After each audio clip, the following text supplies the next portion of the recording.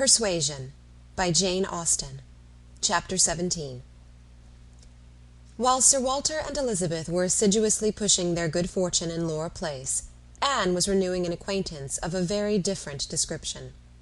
She had called on her former governess, and had heard from her of there being an old schoolfellow in Bath, who had the two strong claims on her attention of past kindness and present suffering. Miss Hamilton, now Mrs. Smith, had shown her kindness in one of those periods of her life when it had been most valuable. Anne had gone unhappy to school, grieving for the loss of a mother whom she had dearly loved, feeling her separation from home, and suffering as a girl of 14, of strong sensibility and not high spirits, must suffer at such a time. And Miss Hamilton, 3 years older than herself, but still from the want of near relations and a settled home, remaining another year at school, had been useful and good to her in a way which had considerably lessened her misery, and could never be remembered with indifference. Miss Hamilton had left school, had married not long afterwards, was said to have married a man of fortune, and this was all that Anne had known of her, till now that their governess's account brought her situation forward in a more decided but very different form. She was a widow, and poor. Her husband had been extravagant, and at his death, about 2 years before, had left his affairs dreadfully involved. She had had difficulties of every sort to contend with, and in addition to these distresses had been afflicted with a severe rheumatic fever, which, finally settling in her legs, had made her for the present a cripple. She had come to Bath on that account, and was now in lodgings near the hot baths, living in a very humble way, unable even to afford herself the comfort of a servant, and of course almost excluded from society. Their mutual friend answered for the satisfaction which a visit from Miss Elliot would give Mrs. Smith, and Anne therefore lost no time in going. She mentioned nothing of what she had heard, or what she intended, at home. It would excite no proper interest there. She only consulted Lady Russell, who entered thoroughly into her sentiments, and was most happy to convey her as near to Mrs. Smith's lodgings in Westgate Buildings as Anne chose to be taken. The visit was paid, their acquaintance re-established, their interest in each other more than rekindled. The first 10 minutes had its awkwardness and its emotion. 12 years were gone since they had parted, and each presented a somewhat different person from what the other had imagined. 12 years had changed Anne from the blooming, silent, unformed girl of 15 to the elegant little woman of 27, with every beauty except bloom, and with manners as consciously right as they were invariably gentle. And 12 years had transformed the fine-looking, well-grown Miss Hamilton, in all the glow of health and confidence of superiority, into a poor, infirm, helpless widow, receiving the visit of her former protégé as a favour. But all that was uncomfortable in the meeting had soon passed away, and left only the interesting charm of remembering former partialities and talking over old times. Anne found in Mrs. Smith the good sense and agreeable manners which she had almost ventured to depend on, and a disposition to converse and be cheerful beyond her expectation. Neither the dissipations of the past, and she had lived very much in the world, nor the restrictions of the present, neither sickness nor sorrow, seemed to have closed her heart or ruined her spirits.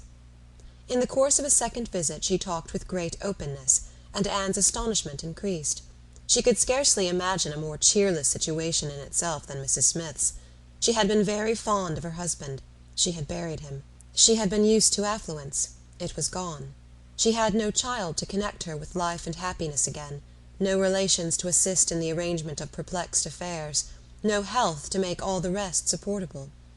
Her accommodations were limited to a noisy parlour, and a dark bedroom behind, with no possibility of moving from one to the other without assistance, which there was only one servant in the house to afford, and she never quitted the house but to be conveyed into the warm bath. Yet in spite of all this, Anne had reason to believe that she had moments only of languor and depression, 2 hours of occupation and enjoyment. How could it be? She watched, observed, reflected, and finally determined that this was not a case of fortitude or of resignation only. A submissive spirit might be patient, a strong understanding would supply resolution, but here was something more. Here was that elasticity of mind, that disposition to be comforted, that power of turning readily from evil to good, and of finding employment which carried her out of herself, which was from nature alone. It was the choicest gift of heaven, and Anne viewed her friend as one of those instances in which, by a merciful appointment, it seems designed to counterbalance almost every other want. There had been a time, Mrs. Smith told her, when her spirits had nearly failed. She could not call herself an invalid now, compared with her state on first reaching Bath.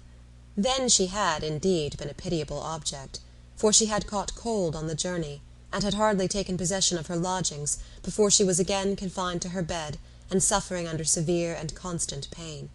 And all this among strangers, with the absolute necessity of having a regular nurse, and finances at that moment particularly unfit to meet any extraordinary expense. She had weathered it, however, and could truly say that it had done her good. It had increased her comforts by making her feel herself to be in good hands. She had seen too much of the world to expect sudden or disinterested attachment anywhere, but her illness had proved to her that her landlady had a character to preserve, and would not use her ill, and she had been particularly fortunate in her nurse, as a sister of her landlady, a nurse by profession, and who had always a home in that house when unemployed, chanced to be at liberty just in time to attend her. "And she," said Mrs. Smith, "besides nursing me most admirably, has really proved an invaluable acquaintance. As soon as I could use my hands, she taught me to knit, which has been a great amusement, and she put me in the way of making these little thread cases, pin cushions, and card racks, which you always find me so busy about, and which supply me with the means of doing a little good to one or two very poor families in this neighbourhood. She had a large acquaintance, of course, professionally, among those who can afford to buy, and she disposes of my merchandise. She always takes the right time for applying. Everybody's heart is open, you know, when they have recently escaped from severe pain, or are recovering the blessing of health, and Nurse Rooke thoroughly understands when to speak. She is a shrewd, intelligent, sensible woman. Hers is a line for seeing human nature, and she has a fund of good sense and observation, which, as a companion, make her infinitely superior to thousands of those who, having only received the best education in the world, know nothing worth attending to. Call it gossip if you will, but when Nurse Rooke has half an hour's leisure to bestow on me, she is sure to have something to relate that is entertaining and profitable, something that makes one know one's species better. One likes to hear what is going on, to be au fait as to the newest modes of being trifling and silly. To me, who live so much alone, her conversation, I assure you, is a treat." Anne, far from wishing to cavil at the pleasure, replied, "I can easily believe it. Women of that class have great opportunities, and if they are intelligent, may be well worth listening to. Such varieties of human nature as they are in the habit of witnessing, and it is not merely in its follies that they are well read, for they see it occasionally under every circumstance that can be most interesting or affecting. What instances must pass before them of ardent, disinterested, self-denying attachment, of heroism, fortitude, patience, resignation, of all the conflicts and all the sacrifices that ennoble us most. A sick chamber may often furnish the worth of volumes." "Yes," said Mrs. Smith more doubtingly. "Sometimes it may, though I fear its lessons are not often in the elevated style you describe. Here and there human nature may be great in times of trial, but generally speaking it is its weakness and not its strength that appears in a sick chamber. It is selfishness and impatience rather than generosity and fortitude that one hears of. There is so little real friendship in the world, and unfortunately," speaking low and tremulously, "there are so many who forget to think seriously till it is almost too late." Anne saw the misery of such feelings. The husband had not been what he ought, and the wife had been led among that part of mankind which made her think worse of the world than she hoped it deserved. It was but a passing emotion, however, with Mrs. Smith. She shook it off, and soon added in a different tone, "I do not suppose the situation my friend Mrs. Rooke is in at present will furnish much either to interest or edify me. She is only nursing Mrs. Wallace of Marlborough Buildings, a mere pretty, silly, expensive, fashionable woman, I believe, and of course will have nothing to report but of lace and finery. I mean to make my profit of Mrs. Wallace, however. She has plenty of money, and I intend she shall buy all the high-priced things I have in hand now." Anne had called several times on her friend before the existence of such a person was known in Camden Place. At last it became necessary to speak of her. Sir Walter, Elizabeth, and Mrs. Clay returned one morning from Laura Place, with a sudden invitation from Lady Dalrymple for the same evening, and Anne was already engaged to spend that evening in Westgate Buildings. She was not sorry for the excuse. They were only asked, she was sure, because Lady Dalrymple, being kept at home by a bad cold, was glad to make use of the relationship which had been so pressed on her, and she declined on her own account with great alacrity. She was engaged to spend the evening with an old schoolfellow. They were not much interested in anything relative to Anne, but still there were questions enough asked, to make it understood what this old schoolfellow was, and Elizabeth was disdainful, and Sir Walter severe. "Westgate Buildings," said he. "And who is Miss Anne Elliot to be visiting in Westgate Buildings? A Mrs. Smith. A widow Mrs. Smith. And who was her husband? One of 5,000 Mr. Smiths whose names are to be met with everywhere. And what is her attraction? That she is old and sickly. Upon my word, Miss Anne Elliot, you have the most extraordinary taste. Everything that revolts other people, low company, paltry rooms, foul air, disgusting associations, are inviting to you. But surely you may put off this old lady till to-morrow. She is not so near her end, I presume, but that she may hope to see another day. What is her age? 40? No, sir, she is not 31, but I do not think I can put off my engagement, because it is the only evening for some time which will at once suit her and myself. She goes into the warm bath to-morrow, and for the rest of the week, you know, we are engaged." "But what does Lady Russell think of this acquaintance?" asked Elizabeth. "She sees nothing to blame in it," replied Anne. "On the contrary, she approves it, and has generally taken me when I have called on Mrs. Smith." "Westgate Buildings must have been rather surprised by the appearance of a carriage drawn up near its pavement," observed Sir Walter. "Sir Henry Russell's widow, indeed, has no honours to distinguish her arms, but still it is a handsome equipage, and no doubt is well known to convey a Miss Elliot. A widow Mrs. Smith, lodging in Westgate Buildings. A poor widow barely able to live between 30 and 40, a mere Mrs. Smith, an everyday Mrs. Smith, of all people and all names in the world, to be the chosen friend of Miss Anne Elliot, and to be preferred by her to her own family connections among the nobility of England and Ireland. Mrs. Smith! Such a name!" Mrs. Clay, who had been present while all this passed, now thought it advisable to leave the room, and Anne could have said much, and did long to say a little in defence of her friends' not very dissimilar claims to theirs, but her sense of personal respect to her father prevented her. She made no reply. She left it to himself to recollect that Mrs. Smith was not the only widow in Bath between 30 and 40, with little to live on, and no surname of dignity. Anne kept her appointment, the others kept theirs, and of course she heard the next morning that they had had a delightful evening. She had been the only one of the set absent, for Sir Walter and Elizabeth had not only been quite at her ladyship's service themselves, but had actually been happy to be employed by her in collecting others, and had been at the trouble of inviting both Lady Russell and Mr. Elliot, and Mr. Elliot had made a point of leaving Colonel Wallis early, and Lady Russell had fresh arranged all her evening engagements in order to wait on her. Anne had the whole history of all that such an evening could supply from Lady Russell. To her, its greatest interest must be in having been very much talked of between her friend and Mr. Elliot, in having been wished for, regretted, and at the same time honoured for staying away in such a cause. Her kind, compassionate visits to this old schoolfellow, sick and reduced, seemed to have quite delighted Mr. Elliot. He thought her a most extraordinary young woman, in her temper, manners, mind, a model of female excellence. He could meet even Lady Russell in a discussion of her merits, and Anne could not be given to understand so much by her friend, could not know herself to be so highly rated by a sensible man, without many of those agreeable sensations which her friend meant to create. Lady Russell was now perfectly decided in her opinion of Mr. Elliot. She was as much convinced of his meaning to gain Anne in time as of his deserving her, and was beginning to calculate the number of weeks which would free him from all the remaining restraints of widowhood, and leave him at liberty to exert his most open powers of pleasing. She would not speak to Anne with half the certainty she felt on the subject. She would venture on little more than hints of what might be hereafter, of a possible attachment on his side, of the desirableness of the alliance, supposing such attachment to be real and returned. Anne heard her, and made no violent exclamations. She only smiled, blushed, and gently shook her head.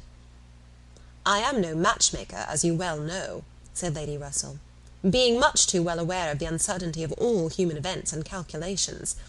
I only mean that if Mr. Elliot should some time hence pay his addresses to you, and if you should be disposed to accept him, I think there would be every possibility of your being happy together.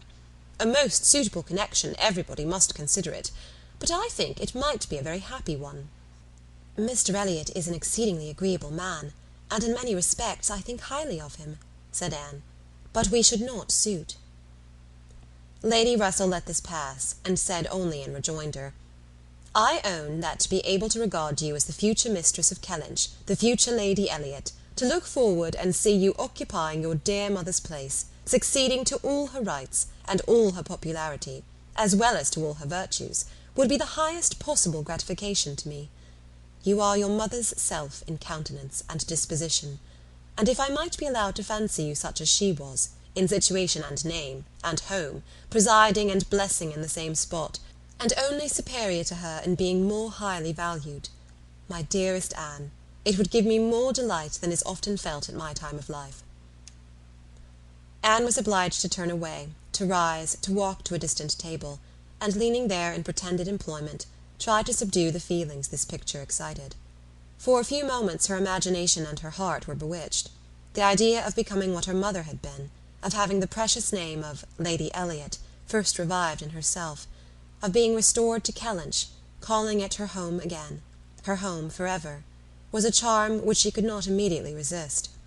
Lady Russell said not another word, willing to leave the matter to its own operation, and believing that, could Mr. Elliot at that moment with propriety have spoken for himself, she believed, in short, what Anne did not believe. The same image of Mr. Elliot speaking for himself brought Anne to composure again. The charm of Kellynch and of Lady Elliot all faded away. She never could accept him, and it was not only that her feelings were still adverse to any man save one. Her judgment, on a serious consideration of the possibilities of such a case, was against Mr. Elliot. Though they had now been acquainted a month, she could not be satisfied that she really knew his character. That he was a sensible man, an agreeable man, that he talked well, professed good opinions, seemed to judge properly and as a man of principle, this was all clear enough. He certainly knew what was right, nor could she fix on any one article of moral duty evidently transgressed, but yet she would have been afraid to answer for his conduct. She distrusted the past, if not the present. The names which occasionally dropped of former associates, the allusions to former practices and pursuits, suggested suspicions not favourable of what he had been. She saw that there had been bad habits, that Sunday travelling had been a common thing, that there had been a period of his life, and probably not a short one, when he had been, at least, careless in all serious matters, and though he might now think very differently, who could answer for the true sentiments of a clever, cautious man, grown old enough to appreciate a fair character? How could it ever be ascertained that his mind was truly cleansed? Mr. Elliot was rational, discreet, polished, but he was not open. There was never any burst of feeling, any warmth of indignation or delight, at the evil or good of others. This, to Anne, was a decided imperfection. Her early impressions were incurable. She prized the frank, the open-hearted, the eager character beyond all others. Warmth and enthusiasm did captivate her still. She felt that she could so much more depend upon the sincerity of those who sometimes looked or said a careless or a hasty thing, than of those whose presence of mind never varied, whose tongue never slipped. Mr. Elliot was too generally agreeable. Various as were the tempers in her father's house, he pleased them all. He endured too well, stood too well with everybody. He had spoken to her with some degree of openness of Mrs. Clay, had appeared completely to see what Mrs. Clay was about, and to hold her in contempt, and yet Mrs. Clay found him as agreeable as anybody. Lady Russell saw either less or more than her young friend, for she saw nothing to excite distrust. She could not imagine a man more exactly what he ought to be than Mr. Elliot, nor did she ever enjoy a sweeter feeling than the hope of seeing him receive the hand of her beloved Anne in Kellynch Church, in the course of the following autumn. End of chapter 17.